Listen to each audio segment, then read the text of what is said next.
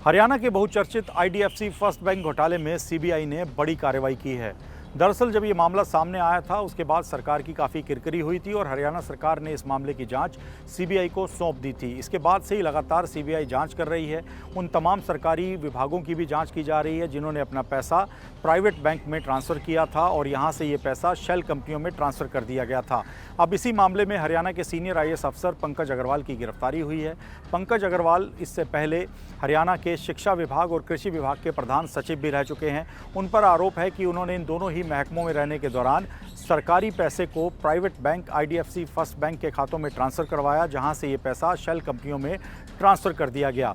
दरअसल हरियाणा सरकार के वित्त विभाग ने गाइडलाइन बना रखे हैं कि जो सरकारी पैसा है वो उन्हीं बैंकों में जाएगा जो कि हरियाणा सरकार के साथ एम्पैनल्ड हैं, और इसके अलावा जो प्राइवेट बैंक हैं उनके अंदर इस तरह के खाते ना खुलवाए जाएं और ना ही इन पैसों की एफडी यानी फिक्स डिपॉजिट करवाया जाए। लेकिन इन सभी नियमों का उल्लंघन करते हुए पंकज अग्रवाल पर आरोप है कि उन्होंने अपने विभागों का करीब 60 करोड़ 54 लाख रुपया private bank IDFC first bank में ट्रांसफ़र करवाया, जहां से इस बैंक के खातों से ये पैसा शेल कंपनियों में भेजा गया और ये बड़े गबन का मामला सामने आया था।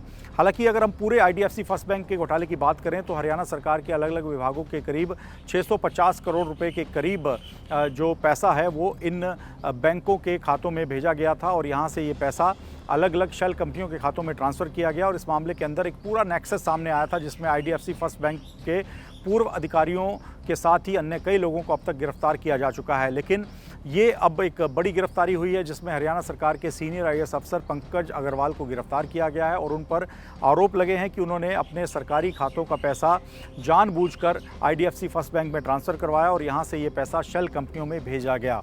हालांकि अब पंकज अग्रवाल को सीबीआई ने अपनी हिरासत में लिया और उसके बाद उनको पंचकुला की सीबीआई कोर्ट में पेश किया गया, जहां से उनका 2 दिन का रिमांड सीबीआई को मिला है। और सीबीआई की ओर से ये कहा गया है कि उन्हें पूरी उम्मीद है कि पंकज अग्रवाल से इस मामले में जुड़े और भी कई तार खुल सकते हैं और भी कई आईएएस अफसर हैं जो कि इस मामले में शामिल हो सकते हैं। और पंकज अग्रवाल की गिरफ्तारी को काफ़ी अहम माना जा रहा है। अब उनका 2 दिन का रिमांड सीबीआई को मिला है, जिसके बाद इस मामले में अब और भी कई गिरफ्तारियाँ हो सकती हैं और भी कई राज ऐसे हैं जिनसे का पर्दाफाश हो सकता है।